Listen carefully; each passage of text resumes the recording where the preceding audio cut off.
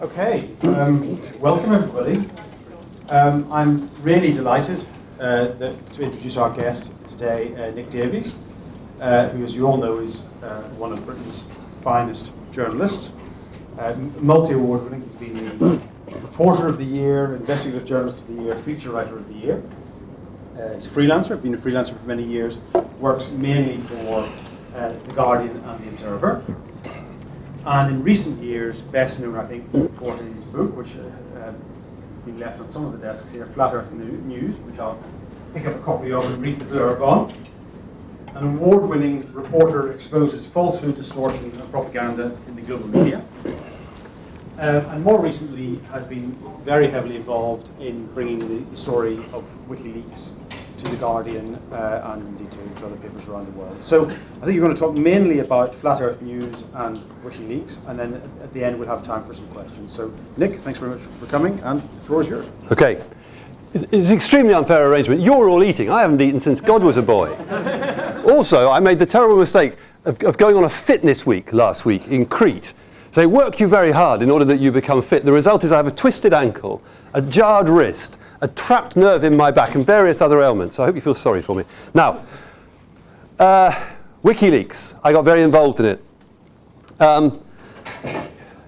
As a result of all that, oh my God, there's lots of people coming in. As a result of all the secrets that we published last summer, a lot of people looked at journalism and said, this changes everything. And I want to argue that that's completely wrong. That what the whole WikiLeaks adventure tells you is actually that you need conventional journalism more than ever. And my starting point, excuse me, I'm slightly asthmatic and not breathing terribly well. My starting point is the subtitle of that book, Flat Earth News, which is that the book is trying to explain why it is that a profession whose primary purpose is to tell the truth so frequently puts out stories which contain falsehood, distortion and propaganda, i.e. why we so frequently fail. So before I get into WikiLeaks, what happened there and what that tells us, by way of kind of setting the context and maybe giving you a confession, I want to look at what's wrong with conventional journalism. And a lot of people from, just to explain the title of the book, Flat Earth News, what that refers to is the thought that for hundreds of years, thousands of years, most people took it for granted that the Earth is flat, because it obviously is. But once somebody started checking, they discovered that what was widely accepted as being obviously true wasn't. Now, what I'm arguing is that the mass media are full of those kind of statements, flat Earth stories. I mean, there are some which are notorious global falsehoods, like, for example, almost everything that was said about those notorious weapons of mass destruction in Iraq. A huge proportion of what we told the world about the Millennium Bug was completely false. You get it too in kind of running stories. It's terrifying, for example, to look at the war against drugs and the way that that multi-billion-dollar operation is based on assumptions about drugs which are actually false. It's based, for example, on the proposition that heroin is toxic and bad for you. The reality is that heroin is very addictive, but it's a benign drug. You can take an awful lot of heroin without doing yourself any harm at all for your entire life. What does the damage is the black market, which is created by the false assumption that the heroin is bad for you. It's a ghastly misunderstanding, and it's the media that feeds the falsehood to the government. And you get all these little stories that just come and go, the 24-hour falsehoods, things. I mean, like there was a lovely little example a few months ago, just happens to come to mind, about a woman who was appointed to be the chief of police in a small town in Mexico. Do you remember this story? It was all about how this, fortunately rather attractive woman, was going to take on the big drug cartels single-handed. Great story. Now, if you actually read beyond the headline and the intro to what she actually said is, my responsibility is crime prevention. I'm going to be checking things like whether there are bolts on windows. If somebody tells me there's a drug cartel in the town, I won't even report it to the state police or the federal police whose job it is to look after it. It's nothing to do with me. Lone woman takes on drug cartels. It's a great story. It happens to be false. Now, why do we do this? The interesting thing is that most outsiders who look at what news organizations do are themselves victims of flat earth style explanations as to why we get it wrong. So a lot of people think that we are the victims of our proprietors who lean down from on high and inflict their politically motivated lies on us, and therefore, like good puppets, we obediently put it into print. there is a certain amount of that which goes on. The two words Rupert and Murdoch inevitably come to mind. But actually there's very little of it. Very little. Far, far less than people imagine. And certainly far, far too little to explain the generality with which news media fail to tell the truth. A lot of people think that we are similarly pushed around by advertisers. We need their money, they won't give it to us unless we toe some particular line that they want us to. I have to tell you, in the national media, I've never come across a proven example of that happening. I've come across examples of advertisers occasionally trying it on and being told to remove themselves, but in slightly more foul language. So, what is it that actually is going on in news organisations that means that we are failing? In a line, what's happening is that news organisations overwhelmingly in the developed world have been bought up by big corporations which understandably have seen these news organisations as a source of profit. And therefore they've implemented a series of changes which in a line have shifted the priority so that instead of the priority being editorial, journalistic, it is now commercial and profit-making. And this has an enormous range of impacts on the way we operate, almost all of them destructive. So there's a big structural thing, which is that these new owners are interested in increasing the amount of money they can make. There's nothing controversial about that. So they tend to try and cut their costs by reducing the number of staff involved, and they try and increase our output so that they can earn more advertising. There's a very noisy sandwich. So we did a big piece of number crunching when we were researching Flat Earth News. I hired some innocent, long-suffering academics from Cardiff University, good guys, specialists.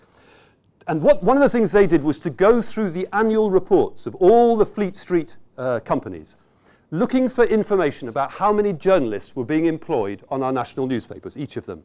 And where there were gaps, they spoke to executives to fill it in. And then I sent them off to do an extremely tedious job, which was to go to the newspaper museum and measure the physical space that those journalists were filling. And we collected all the numbers from 1985 through to the present date. And when we crunched them all together and took a bottom line figure, which is not perfect, this figure, but it's a very interesting, albeit crude indicator. What we found is that your average Fleet Street journalist today is filling 3 times as much space as he or she was in 1985. Now, if you flip that round and look at it from the operational point of view, the reporter's point of view, what it means is that as a crude average, we have only 1/3 of the time that we used to have to work on our stories. And time matters. Time is the most important working asset that reporters have. You take time away from reporters, it's like taking the steel away from the manufacturer of automobiles. You can't do it. And we then followed through to look at what happens. This is a simple structural point, right, about commercializing newsrooms.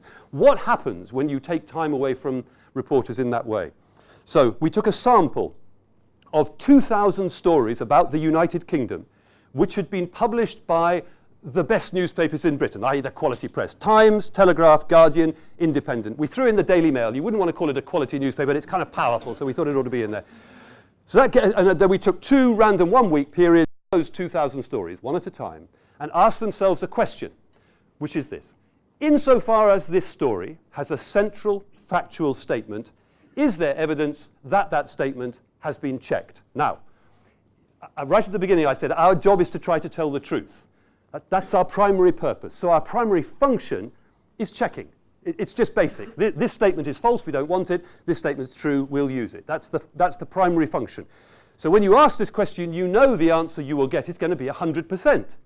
The answer they actually got was 12. 12% of the stories in the best newspapers in the country had showed evidence that their central factual statements had been checked. Do you see what happens when you start to take time away from journalists? Okay. Taking those same 2,000 stories, we did another exercise, which was very long and convoluted, which was to find the origin of the raw material, the information from which those stories were built. Now, the answer ought to be that the journalists are contacting human beings and extracting information or documents or whatever from them, that the journalists are going out and finding it. What we actually found was that that was true, funnily enough, in the same percentage, only 12% of the material in these stories was actually being generated by the journalists themselves. There was 8% where we just couldn't quite bottom it. We couldn't quite find out where it had come from. It was off the record, it was obscure or whatever. But 80% of this stuff was coming from 2 second-hand sources. The first of those is the wire agencies, Reuters, the Press Association, AP. and on the other hand, the public relations industry. And these two overlap. A lot of material pushed out by people like Peter Barron will run on newswires. Okay, now, if you put all this together, you get a picture of journalists, instead of being active information gatherers, going out and gathering information and checking it, they become passive processors of material that people provide for them, and they don't check it. So, if the Prime Minister wants to stand up and say, there are weapons of mass destruction all over Buckingham Palace Road, it gets churned out and pushed into press. We don't check it, we just take it and put it in. I started using this word to summarize this, churnalism rather than journalism, the unchecked recycling of second-hand material. And just to explain, those two second-hand sources, what's wrong with them? The wire agencies. A lot of reporters who work for someone like Reuters are very highly professional, very often brave people who will go into extremely dangerous places to get information. But there are two reasons why Reuters won't, or the other agencies, won't tell you the truth about the world. The first and most important is that they have no idea what it is. If you think, does anybody know how many countries there are in the world? It's a rhetorical question, nobody knows. But it's about 200, but is Palestine a country? Is Taiwan a country? There are people killing each other trying to get the answer. But it's about 200. And I did a huge grid looking at all the countries where Reuters has representatives producing television news and text news. So the first thing is, in terms of text news, words, there are 80 of those 200 countries where there's nobody from Reuters, and also nobody from the Associated Press, right? Now bear in mind, 80% of news is coming from PR and wire agencies. These are hugely significant providers of news information. And there are 80 of the world's roughly 200 countries where they don't have anybody. In the countries where they do have people, generally speaking, it's one or two people in the capital city with tens of millions of people in the population, thousands and thousands of square miles. They cannot possibly know what is going on in their patch. For example, in October 2001, or September 2001, when the terrorist attacks happened in New York, Reuters' representation in Afghanistan consisted of one man who was doing television news and text news. And television news is even better. Of the roughly 200 countries, there's only 80 where they have people. Countries like, for example, Saudi Arabia, Ireland, Canada, the Congo, don't have anybody there. So we get news from there only if something really freakishly unusual happens and the local people put it out in whatever format and we pick it up. So it's inherently unlikely that Reuters and the other agencies can tell us the truth about the world or their patch because they don't know it. Furthermore, if you actually look at the detail of what they do, they're not interested in telling you the truth. They do a different thing, which is accuracy. So what agency reporters are paid to do is to report what people say. That's what the good agency reporter does. Our job, as the recipients of this agency copy, it comes into our newsrooms, is to check, to see whether what those people are saying is true. But as we've discovered, that's happening in a very small proportion of cases.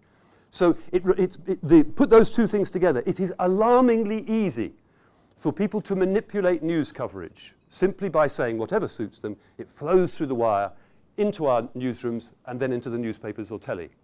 And then a lot of what it carries is product of the public relations industry. Now, you have to understand what's wrong with PR. To some extent, to some small extent, PR people lie. Don't listen to this bit, Peter. PR people get terribly upset if you accuse them of lying. But it is certainly my experience that if you put a powerful PR person in a corner and give them no other option, they will certainly lie. Because actually, more than WikiLeaks, the thing I've been doing for the last 2 or 3 years is the phone hacking saga at the News of the World. And there is no doubt, and I'd like to say this on the camera so that it can be repeated so they'll know it, News International, Rupert Murdoch's News International, have consistently lied about that. And they have lied to their colleagues in the rest of the press. Lied and lied and lied. So they will do it. PR people will lie. But that's not the generality of what's wrong with PR. Most of the time, what they're doing is telling us truths, but they're selecting those truths which serve their interests.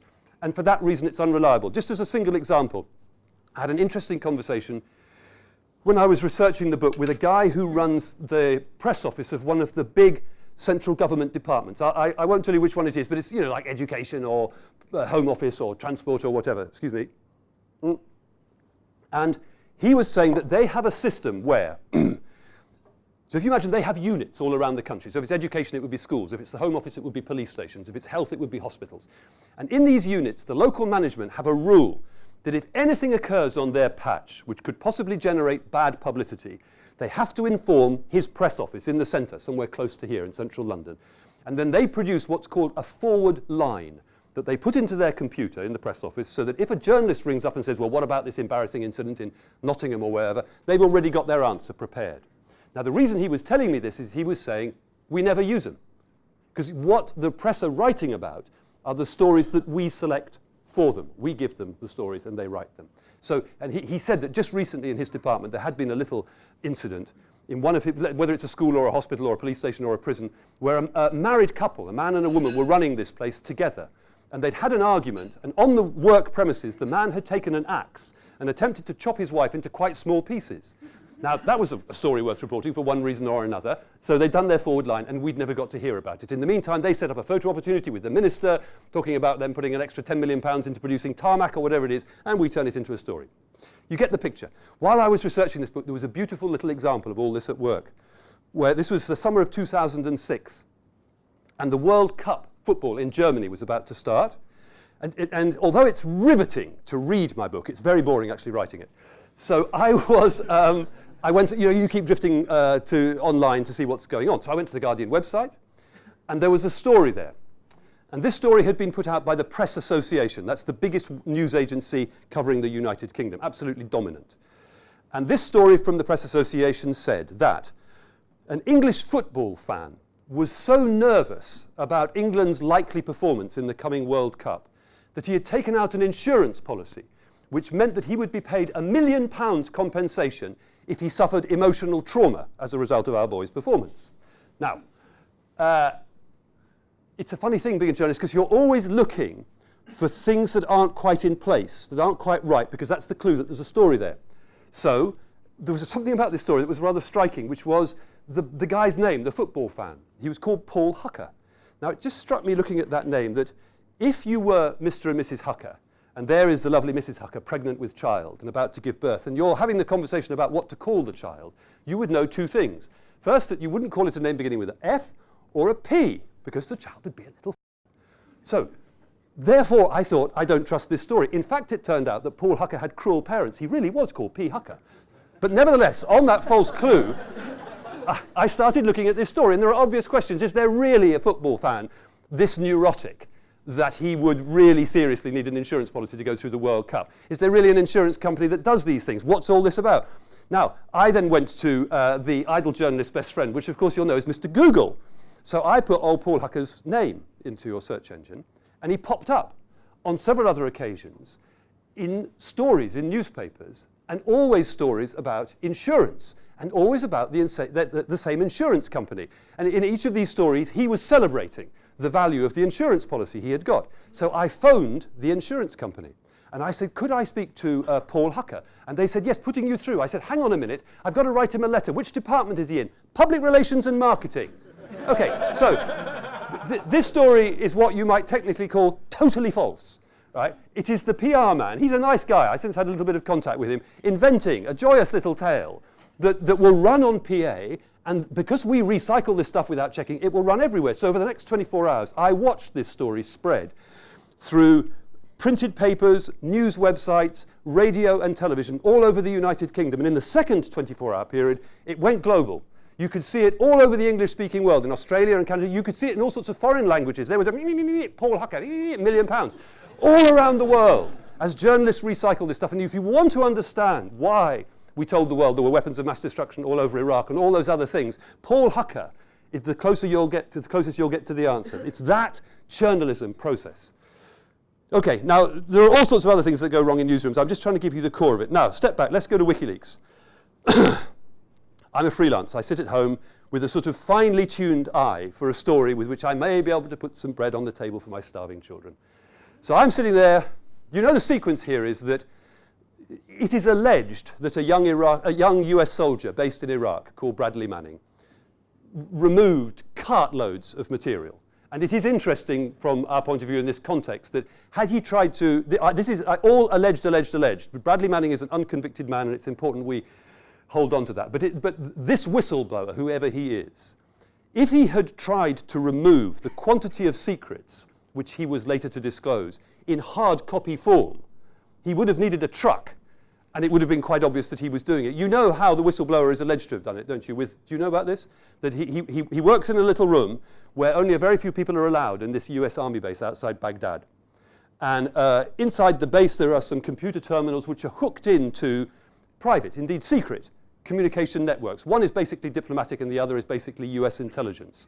And his job is to go in there and somebody will task him, find out everything we know about such and such a village or such and such an individual, and he dredges it up. Okay. Now, this is kind of funky American stuff. So while they're doing that, they're allowed to play music through their headphones.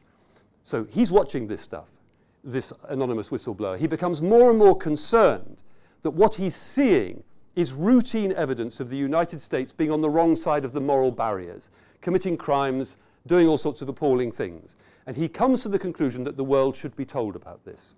And so when he's a big Lady Gaga fan, so he starts to take in CDs, which are clearly marked Lady Gaga, but which are in fact blank. He slips them into his computer, sticks in his earphones, does a bit of lip sync, and starts downloading small truckloads of secrets onto his CDs. And he takes them out, and he takes them out, and he takes them out. And he gets away with removing more classified material than any human being has ever removed in the entire history of this particular planet. He also succeeds, this anonymous whistleblower, in conveying this information to WikiLeaks. The job is done. However, there is then the most ghastly security breach from the whistleblower's point of view, where he becomes lonely. He goes online and starts instant messaging a guy in California called Adrian Lamo, who becomes and tells him, this is my job, this is what I do. Here's all the stuff, the Lady Gaga discs. I've just disclosed all this stuff to this white-haired Australian. And the guy that in California who he's instant messaging with goes to the FBI. And this goes on over a period of 2 or 3 days, the IMing. And you can see on the third day, it's a different pair of hands on the keyboard asking him questions. And at the end of that third day, Bradley Manning is arrested and accused of being this whistleblower. Okay, that happened in May. Mid-June, I'm sitting at home reading the paper. And there's a little story in there from our friends at Reuters that says the Americans have arrested this guy. They've accused him of leaking masses of secrets to WikiLeaks, and this man is now being held in some sort of dungeon in Kuwait. Now, just as an example of how journalism operates, that story has gone out from Reuters all around the world, following the footprints of Paul Hucker. And then journalists get on to the next exciting adventure because they have no time to stop and think. Because I'm sitting at home with my feet on the desk, and with the starving children and all the rest of it, it's a really very, very simple thing to say, hang on a moment, perhaps the story isn't that the man has been arrested. The story's the secrets. If it's true that there's been this huge hemorrhage of confidential information, let's go and find out about it. So, cutting a long story short, I set out to track down this guy I had never met, Julian Assange. I'd heard of him and I'd heard of WikiLeaks. And there may have been 1 or 2 other reporters trying to do this as well, but it is a striking fact that on the whole people didn't try to do the story. They just did the journalism. You with me? So it took 4 or 5 days to find him because at that stage, Julian was very concerned that he might be the target of some kind of attack. So he was lying very low. So I contacted people who I could establish had previously worked with him and tried to motivate them to put me in touch with him. And eventually, after 4 or 5 days, one of his associates called me and said, don't tell Julian that I'm telling you this, but he is in Brussels. He's going to try and speak at a press conference in the European Parliament tomorrow. That was a Monday. And it was late on Sunday night. I got our permanent correspondent in Brussels to agree to go to the European Parliament building on the following day. He listened to this press conference, grabbed Julian, took him into a small cupboard and said, will you meet this guy, Nick Davis? Julian says, yes. I go out there on the Tuesday. And we then had a long conversation, me and Julian, which kind of takes us closer into our subject area because I had to try to persuade him not to do what he normally does with, or has been doing with information, which was to post it on the WikiLeaks website. To argue that journalism can help in a way that the activity on the internet doesn't help.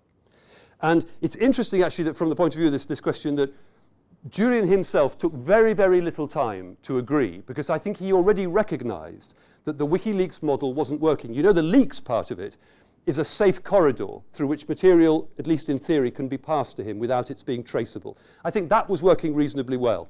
What wasn't working was then posting that material on the WikiLeaks website and imagining that the world would come to it and analyze it, download it, rewrite it, distribute it. It wasn't happening. It wasn't being looked at. It wasn't having any impact, and he knew that. And before I started this argument, he'd already started looking for ways to hook up with the mainstream media, so that it was relatively easy, in a sense, for me to persuade him into this.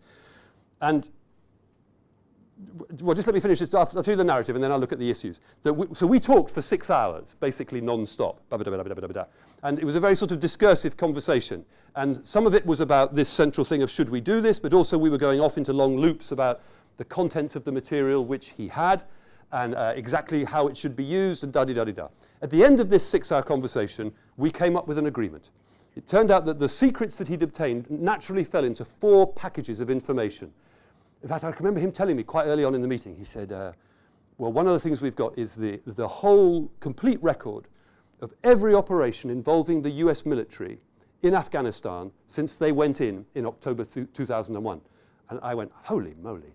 And so what else have you got? And then he said, well, we've got the entire US military record of every operation they've been involved in Iraq since they went in there in March 2003. I said, fuck. And then he said, and the next thing is much bigger. It's an archive of tens of thousands of cables sent by American embassies all over the world to the State Department in Washington, D.C. And this goes back over the years, some of them as far as 1966. Well, I'd run out of swear words. This is just vast, vast quantities of secret material. Fourth thing, which was never quite as riveting, was the personal files of the prisoners who'd been through Guantanamo Bay. Still, I mean, on a normal day, a pretty exciting leak, but on this particular day, it looked rather small. So there were these 4 packages of information. And what we agreed was that we would set up an alliance of The Guardian and The New York Times to process this information and to publish it. And part of the reason, well, I'll explain it to you. Are we all right for time? Yeah. I was saying to him that I did indeed think that there was a risk of some form of attack on him. There were possibly, in theory, 4 kinds of attack that could be made on him. One was physical attack, to try and kill him. Both of us agreed that that was actually extremely unlikely, because US intelligence agencies may have a history of brutality, but they're not stupid. And if in this situation you go out and kill Julian Assange, you're going to create a huge scandal, worse than the one you're trying to suppress, and you won't suppress the scandal. So it's just not going to happen.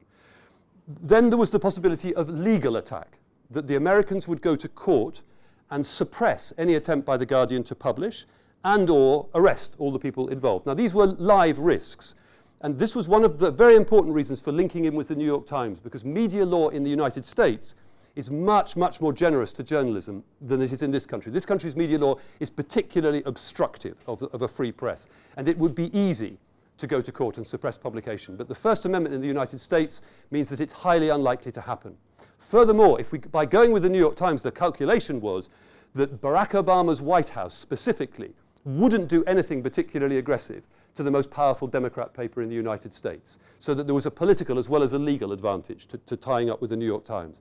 And that also had an influence on our thinking about the third kind of attack, which was a technical one, that they might try and, I don't know, crash his website or do something spooky to his servers. In the same way, if you think of it politically and you're linking up and forming a powerful alliance in the United States, it's less likely that they're going to do something like that. But what we really knew, what this is really about, we were launching an information war. Going back to what I was saying about journalism, we were provoking an attack, if we published this stuff, from the most powerful news manipulation machine in the world. If you look at the PR industry, look at the American government, they're absolutely at the top of the pile. It's massive. Okay, so we had those different kind of lines of attack. I'm slightly getting lost here as to what I'm trying to tell you. So we agreed that we would create this alliance, go through these stories. A few days later, Der Spiegel gets brought in, and off we go. We do this thing. Oh, I just want to tell you one tiny little thing. This is just this color. We agreed that the first package would be the Afghan war logs, and that I needed to get those back to the UK immediately. We were both somewhat worried about security, and so we'd agreed that we wouldn't use our phones. So for example, my girlfriend called in the middle of the meeting, and she knew I was meeting Julian, so I had to say to her, it's all a disaster. He won't cooperate, he's useless, he hasn't got anything, just in case we were being listened to. And with the same kind of logic, there was a concern that if I took a laptop or a memory stick back through customs the next day into the UK, I might get stopped, and they'd nick it off me. So Julian came up with, because I'm a dinosaur, that Julian understood entirely how to deal with this. He said, okay, here's what we do. I will create a website. It will exist only for a few hours. I will place the Afghan war logs on this website. It will be encrypted, and you will have a password.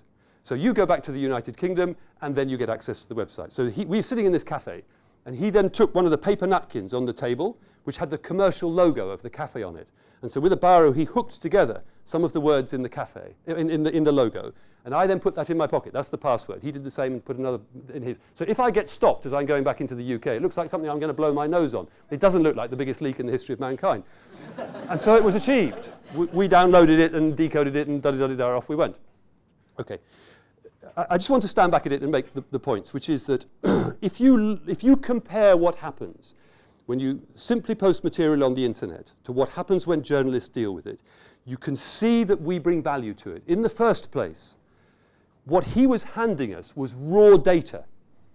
And what we did was to find meaning in it, i.e. what we would call stories. This was just an endless log of tiny incidents.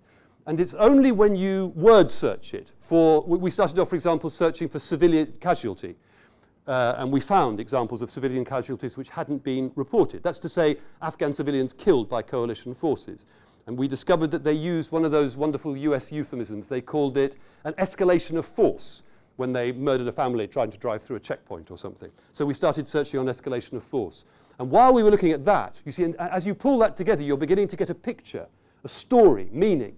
We also came across references to civilians sometimes being killed by a particular outfit called Task Force 372. So in fact, my particular job was to research TF 372. And they turned out to be a unit which was, at least part of its function, was to assassinate people, which I think in any country in the world remains illegal. But they were going out and targeting Taliban leaders in villages and killing them. And very often in the process of killing them, they would kill the dozen nearest civilians to them. So there were details in there. So you're converting raw data into stories by finding meaning, patterns. So that's the first thing we do. The second thing is that to some extent we were able to check. So there was an underlying question here. Is it possible that this material is completely phony? That somebody is trying to set up Julian Assange and WikiLeaks and or us? And that this is all bullshit, and when we publish it, we're going to be the world's greatest laughing stock. Now, after the Guardian-New York Times alliance was formed, about a week later, Der Spiegel, for various reasons, came on board. And that was a good fluke, because it turned out that they could get access to a mass of US military material which had been provided to the German parliament in order to debate the future of their involvement in Afghanistan. And I believe what they did was to take random time slices and compare the material that the German parliament had with the material which we'd been given. And there was 100% overlap. So we were able to check that it was authentic. So the second thing we give after meaning is credibility. I've forgotten the other two. Oh, I know, this is very important. The third thing we can do, so meaning, credibility. The third is that we can make the material safe. Now, very, very early on, within 24 hours, the journalists who were dealing with this, that's me and a couple of others at The Guardian, very quickly realized that there was some material in this Afghan database which we couldn't publish. It would be unsafe. There were actually two different kinds. Some of it was operational detail about how coalition forces do their job, which might expose them to attack by the Taliban. And you don't want dead soldiers on your hands, not at all. The other was that it was clear that there were reports which described US military units going into villages, which were named, and identifiable individuals giving them assistance. It might be quite low grade, just to say, yes, the Taliban were here last night, there was a group of them, they stayed in that house, and we know they've gone on to that village. And the fear was, if you publish that, then some old guy with a white beard who is identified is going to be dragged out of his house and have his throat cut. And you can't do that. Right. This became a huge problem because I was responsible for liaising with Julian, and about 3 days into this whole thing, I raised it with him at a follow-up meeting in Stockholm. And he said a most extraordinary thing. He said, if an Afghan civilian helps the coalition forces, then he deserves to die. And he went on to explain that he regarded them as collaborators, as informers. Now, this was then other journalists had similar conversations with him. It became a running problem throughout the period of research. And the problem is partly a moral one. You can't publish stuff that gets people killed. It's also a political one.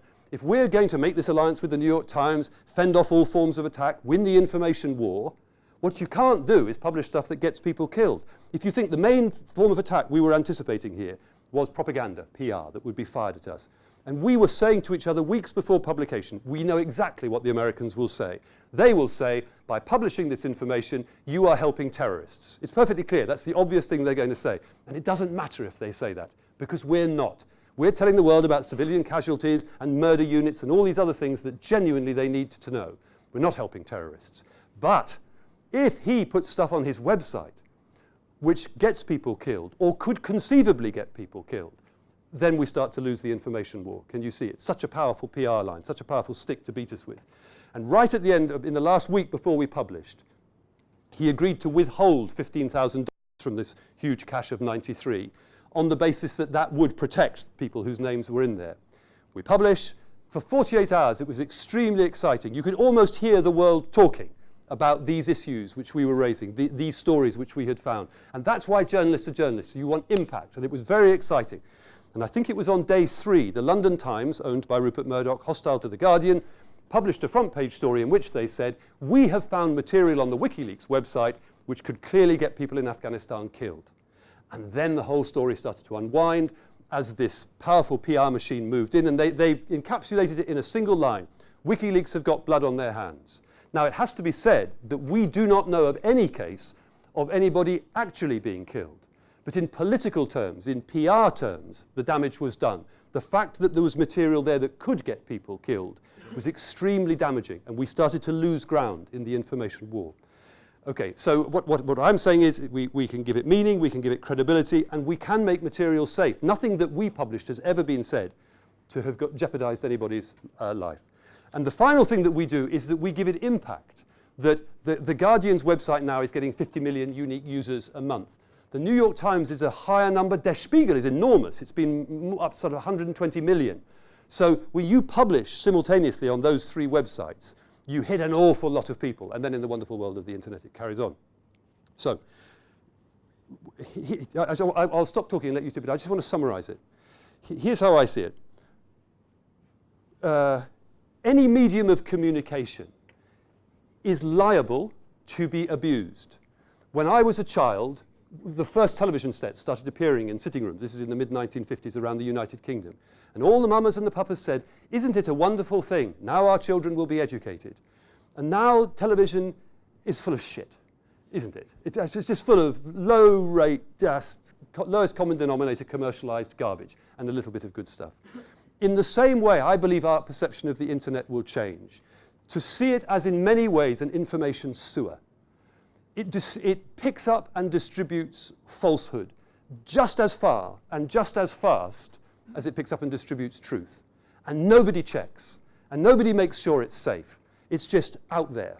I don't suppose we'll get to talk about this now, but as a microcosm of that, the second chapter in this WikiLeaks saga is what happened in Stockholm when Julian Assange had a dispute with 2 women, which led to their going to the police.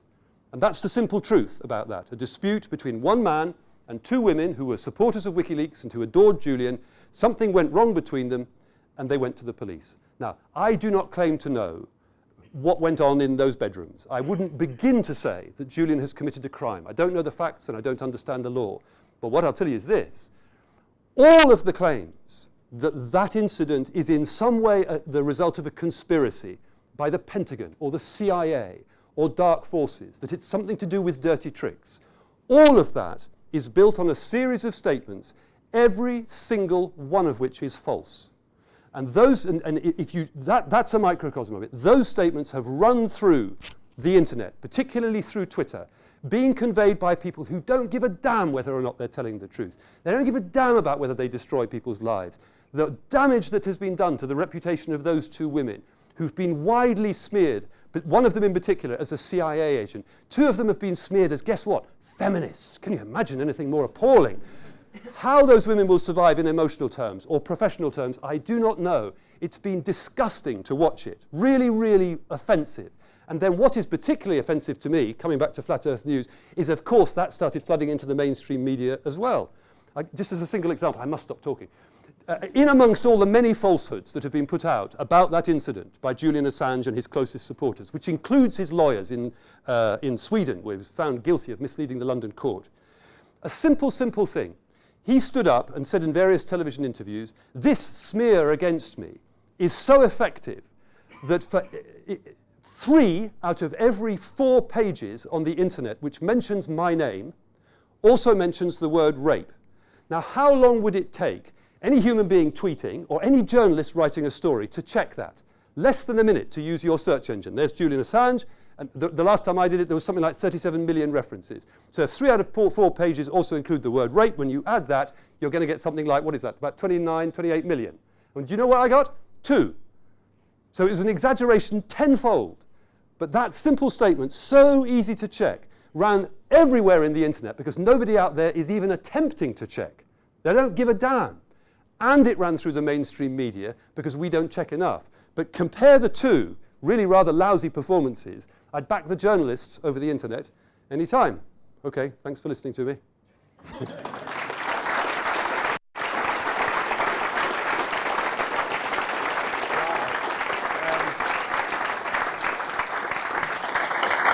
love to see you when you're fully fit.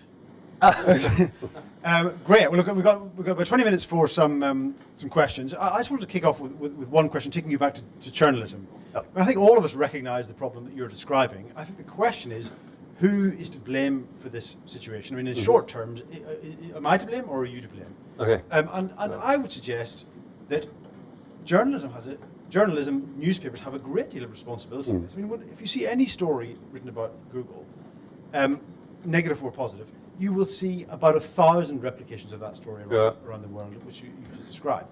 And it seems to me that journalists are wasting an awful lot of time just duplicating massive stories. Wouldn't it be far, far better to perhaps take commodity news from one simpler source and then spend more of your time digging in, doing good stories, pulling results out? Okay. So who's to blame for this? You're like a bloody journalist, tucking 2 stories into one. two questions. Now, so the first question is who's to blame? I think actually in the balance of things, it is more the journalist than the PR machine. I mean, if PR is actually lying, then I think we should give them a great big moral kicking. Where all they're doing is to select the truths. I think that we should be in a position where we say, actually, we're not interested in the story you've chosen to serve up for us today with its pretty little quotes and photographs and everything neatly arranged for us. We're going out and finding our own stories, and occasionally there will be an overlap. We'll take your story because in our judgment, that's what people need to know. But because of our vulnerability, all this structural problems I'm talking about, we fail to do that. So we fail to defend ourselves against you. And I think we're structurally likely to be manipulated by you. So it's not the fault of the individual journalist. Journalism is full of good people doing a bad job because they work for bad organisations, but those bad organisations are bad because of those commercial problems. What was the other thing? Oh yeah, and I think we could make life a bit better if we were a bit more honest with you. The obvious thing we should do is that when we receive a story that's running on one of these news wires, Reuters or whatever, we should simply take it and put it in the paper. But what we do is we take it and then rewrite it and put a staff reporter's name on the top of it and then put it in the paper. Now, that is A, a complete waste of time, as you're suggesting, and B, it is also dishonest in respect of our readers, because we haven't been out and gathered this story. We haven't checked it.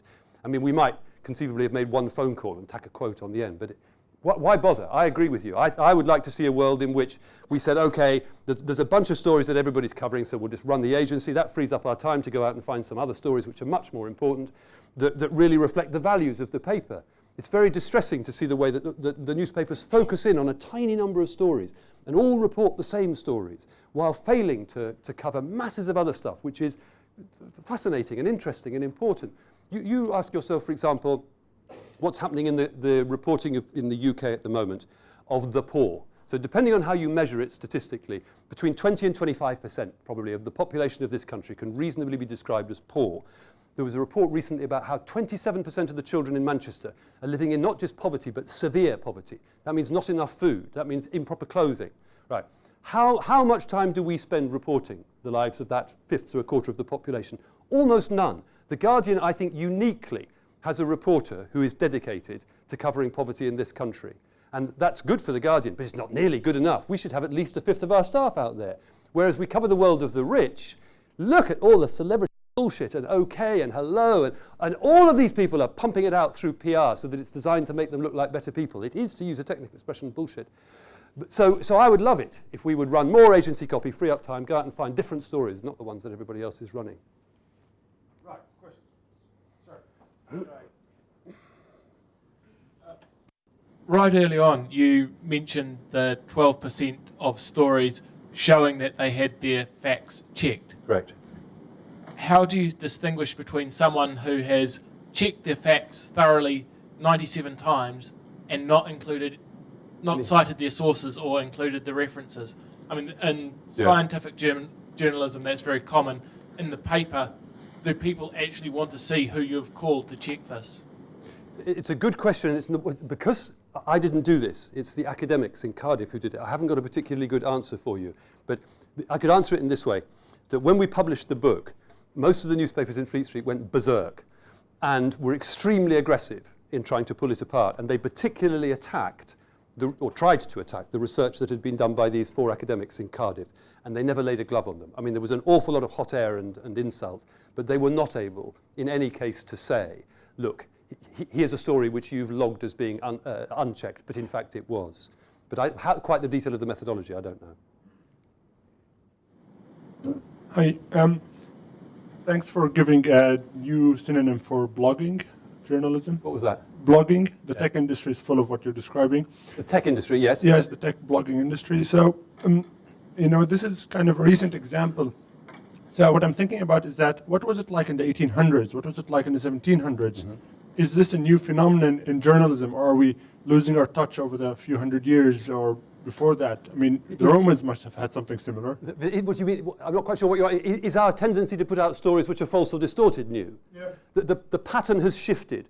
So if you go back to the 17th and 18th century, when the term hack was invented, journalists basically had press cards for the same reason as police officers in Kenya wear uniforms. It's a means of extracting money from people. So they would sell themselves to politicians. If you give me enough money, I will write a story in your favor. It was completely financially corrupt. Now, financial corruption among journalists is very, very unusual now. I can think of one case that was going on in the New York Post, but so it's changed. If you go through the long era where the sort of William Randolph Hearst kind of proprietor, Beaverbrook, these were often people who owned newspapers for political reasons. Beaverbrook was completely explicit that he owned newspapers like the Daily Express in order to make propaganda. So these are very politicized owners. And so therefore the world isn't necessarily a better place, but it is very much a different place. And what happens is that generation of politicized propagandists gets replaced by these big corporations whose primary interest is commercial, not political. And therefore the nature of the damage they do is different. So it would be extremely difficult to quantify which was the age of least reliable information. I mean, we don't have the raw material going back over those years. But it's very important to recognize that it's different, because most MPs, when they talk about what's wrong with the press, are still using the Beaverbrook-Hearst model. They still think it's all to do with proprietors telling us to write false things. And it isn't. Therefore, any solution that they might come up with, for example, to do with how many owners own the press, will miss the point. I've said in the book that it wouldn't matter if Rupert Murdoch resigned and was replaced by Rupert Bear. His newspapers would carry on publishing false stories, because it's structural. PR. I'm interested in your thoughts on the phone hacking scandal. And Yeah. in particular, it seemed to me that the story got stuck until the New York Times invested in it and moved it on. And why did it take a US organization to move on a British scandal? Okay. You're right. So we started publishing stories about the phone hacking in July 2009. And we were met with a combination of two things. First, from almost all of Fleet Street, complete silence. No other newspaper wanted to run this story because most of them also had been doing similarly illegal things, and/or they supported the Tory party and didn't want to upset Andy Coulson. So we were and the second thing that we were confronted with was, as I mentioned before, lies. There was some really bitter lying told by News International, and a great deal of concealment from Scotland Yard and from the Press Complaints Commission. So we kept publishing stories. I would think that between July 2009, when we published the first one, and September 2010, when the New York Times published, we probably ran 20 or 30 stories. And we were beginning to tear holes in the official version of events. But it was just us. And we felt not just that we weren't having an impact, but also that we were politically very isolated. We were still very vulnerable to the smears and lies that were going on. So I wouldn't have told you this some time ago, but it's since become public that my editor contacted the editor of the New York Times, Bill Keller, and said, look, there's this fantastic story here. It's got the royal family, it's got private investigators, it's got tabloid journalists, it's got law breaking, it's got useless cops. It's a great story. So they then sent people over, a team of 3 who spent 5 months working on it. And again, it's all right to say this now, I think it doesn't matter, but I briefed them endlessly I mean, I was giving them so much information, they started calling me Nikipedia, because it was the go-to source. So we worked on it together, and they were very good journalists. They did a very good job, and there were two things that happened. A, to my great relief, they confirmed that what we have been saying was true, because there was always the horrible risk they would say, actually, you've got this completely wrong. And they came up with several bits of new information. Crucially, do you remember they got one? I had about a dozen News of the World journalists who were talking to me, but all off the record, terrified of losing their careers. And they got this guy, Sean Hoare, who's a lovely bloke, to come on the record and say, Andy Coulson, the Prime Minister's right-hand man, knew about this. Now, that's a brave guy. And he got smeared, because he has a problem with alcohol abuse. So instantly they bring that out and start trying to damage his reputation. But anyway, so I don't think it would be fair to say it took an American news organization to do the job, because it was a partnership between the two of us.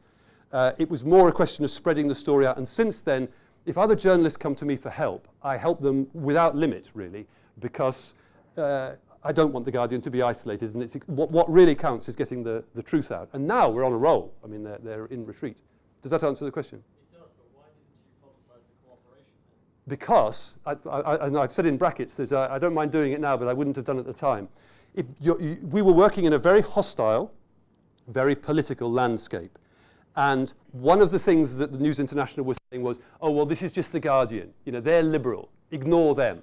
And they were winding up Tory MPs to attack us. And they were saying that there was a sort of irony here that they were complaining that the only MPs who were complaining about the phone hacking were Labour MPs. But that was because, being somewhat politically motivated, they had targeted Labour MPs. Therefore, they were the victims. Therefore, of course, they were most likely to complain. So at the time, we didn't say the New York Times have been working in partnership with us, because it would have left us isolated with one other party. But as it was, we got through that phase. Do you think that was wrong? I think it brings up some questions about transparency. Yeah. But you see, The WikiLeaks stuff is very public about the cooperation, so you knew Yep. what was working on. well, yes and no. You see, I don't think journalism is necessarily transparent. It's, again, one of the differences. Julian talks about scientific journalism, all sources must be disclosed. That doesn't work at all. I spend most of my life working off the record. I've got so many secrets in my head, I've stopped talking to myself. So, and you have to be able to work off the record and say to people, you're my source, but I won't disclose it. And in a sense, that was what was going on between the New York Times and The Guardian. To some extent, we were a source of information for them. They then went off and did their own work and discovered several crucial things, particularly Sean Hoare, that we hadn't got. So we were an off-the-record source for them, except that now we've Or put a PR campaign. I mean, it was effectively a PR campaign. No, Well, except that they were checking. oh, sure, that's fine. Sir. So the statistics of 12% of stories appear to be fact-checked. Yep. Do you think, or maybe you have facts, but you'll at least have an opinion, that implies that there's some core group of 1 in 8 journalists are very good and they almost always fact-check and everyone else is terrible? Or is it closer to the other end of, almost everybody only fact-checks? I would think, I mean, it's Or something. an interesting question. It's not a question we tried to answer, but based on my experience in newsrooms, I would say the answer is it's just circumstantial. I don't know very many people who went into journalism and fuck up and tell lies. People go into journalism, actually it's one of the few good things that's happening in our profession. It still attracts very bright, energetic, idealistic people who want to tell the truth about important things. And so if you give them the chance, they will do. So I don't know, in a sort of random kind of way, on Monday morning they get a chance to do their story properly, they get the whole day to work on it, and they produce something good. On Tuesday they give them 5 stories in a single shift, and they don't know whether they're coming or going. It's random, just depends on the circumstances in the newsroom, I would think. I was going to ask, you talk about shifting patterns, and 2 quick questions. You talk about shifting patterns in journalism. Where do you see this changing and in the next 5 years? And the second question is, we all know about the phone hacking scandal. We all know the sort of garbage that Fox spits out, and yet the viewership of the readership of The Sun seems to increase. Yeah. People watch more and more Fox News. How can you explain this from the consumer point of view? What was the first question you asked me? So first one is the future of journalism in 5 years. Oh, not a big subject at all. What's the role of the journalist in 5 years? Okay. And the second question is, Why are these things so popular? The crap. Yeah, okay. So to take the first thing first, see the future of journalism under 2 headings. If you look at it purely from a journalist point of view, you couldn't work at a more exciting time. By comparison, before the internet came along, I wrote stories for a newspaper which maybe printed 400,000 copies, and within 24 hours, that story had gone. Now, we've got these 50 million unique users hitting the website, and furthermore, my story is there forever, as far as we know. So the potential impact is great. It's really, really exciting. If my editor was here, he would underline what he calls the mutuality of journalism now, by which he means cooperation between the professional journalists at the core and the whole network of readers and others who can work with us on stories, using Twitter or crowdsourcing or whatever it is. So I think journalistically, it's the most exciting time in the history of the profession. But heading number 2, commercial. We're in terrible, terrible trouble. So you probably know, so if the internet relentlessly takes away our readers to websites which give news or pseudo-news for free, therefore they won't pay to buy newspapers. And if what you're trying to sell is general news, they also won't pay to read it on a website. The only exceptions to that are where news organizations sell highly specialized information which isn't available elsewhere. So our income from our readers is drifting down. Every single newspaper in this country, almost every newspaper in the developed world. And in addition, possibly even worse, we're losing our advertising revenue. So, and there was a single 12-month period recently where The Guardian lost 25% of its advertising income. Just as an example, the biggest employer in Europe is the National Health Service. That used to be, I think I'm right in saying, our biggest single source of advertising. Whenever the NHS wanted to hire a doctor or a nurse or an administrator, they would advertise in the quality press. That's big, big bucks. Now they have a website, and they put it out there. It doesn't cost them anything, and they precisely reach the market that they're after. If the NHS are watching, I think it's a very bad policy. But so it's a very, very strange time, because what I'm trying to describe, the internet has broken our business model, and nobody knows what a future business model for journalism looks like. And yet at the same time, we're all having a party, because it's a fantastic time to be a journalist. So it could be, I don't think in 5 years' time, if you look 20 years into the future, it is conceivable that journalism will be dead, that the profession won't exist anymore because there won't be a business model to sustain it. There is no God-given rule that professions have to survive. When was the last time you came across an arrow maker, who used to be quite big chaps? So, and if there's a business model out there, if any of you can see it, tell us, because we're looking. Well, I mean, to be honest, that is a whole other subject, and perhaps we can get back to debate that subject Right. a second. Oh, there's something about popularity. Well, there's been a seismic cultural shift, hasn't there? Really since 1979 in the way that people perceive themselves and the world. I mean, it's a shift away from people thinking about themselves politically. So when I was at university, it was commonplace to talk about class and capitalism, even in the mainstream media. It was commonplace to hear people define themselves in social terms. I'm working class, I'm a trade unionist. And all this has drifted down and been replaced by people's perception of themselves as consumers, and their interests in the world have changed accordingly. And so because they're commercial organizations, the kind of subject matter which we cover has changed. You know, away from, roughly speaking, political news towards, you know, entertainment stuff, Big Brother and reality shows and soap operas and celebrities, and you can huge shift. And that's something to do with Thatcherism and Reaganism and the destruction of socialism. I would say that the fact that socialism has been taken out of the mainstream is absolutely crucial part of that big shift. So you've now got a demand for pseudo-news, for news as entertainment, for garbage instead of the real thing. That leaves a significant minority of the population, probably all the people in this room, who care about the world and want to know the truth about it. So it would be wrong to paint the whole world as having gone down the drain in that way. There's still a significant minority who we're trying to reach.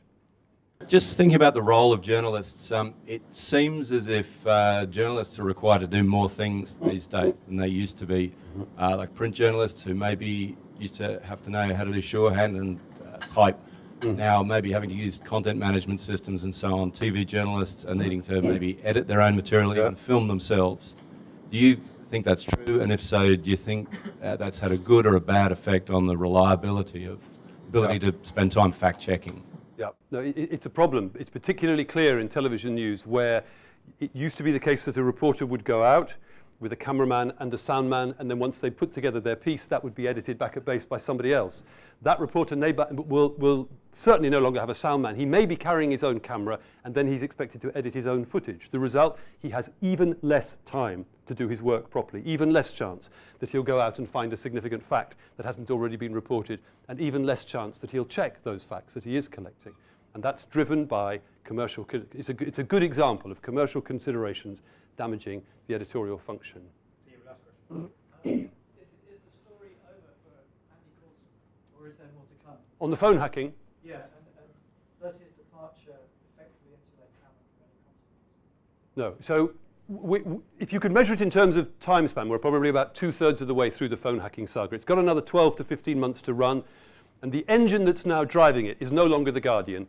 It's the new police operation, Operation Weeting at Scotland Yard, which finally has done what the two predecessors failed to do. It's put serious resources in, it's dared to take on the most powerful news organization in the world, and it's investigating. Now, we don't know whether they will come up with evidence that shows that Andy Coulson was in any way complicit in crime, and it's important to say that we haven't found that evidence, and that as things stand, he is an innocent man. But if anybody is going to do that, it's going to be Operation Weeting, who I now trust. I didn't trust it when it was set up, but I now trust them. I think they're doing a straight job with a lot of resources. If it turns out that Andy Coulson was guilty of complicity in crime, then that will reflect to some extent on the Prime Minister. I don't think it'll reflect quite as much as some backbench Labour MPs want it to, but certainly they'd be entitled to say, well, your judgment wasn't that great, and for Christ's sake, this guy had resigned over this scandal. Shouldn't you have checked? So there'll be some questions, but I wouldn't have thought they'd be particularly powerful or lethal. Thank you very, very much indeed, Nick. We've got some low-value PR freebies, which we know won't influence you in any way whatsoever, but thank you so much. I'm so moved. Round of applause. Thank you.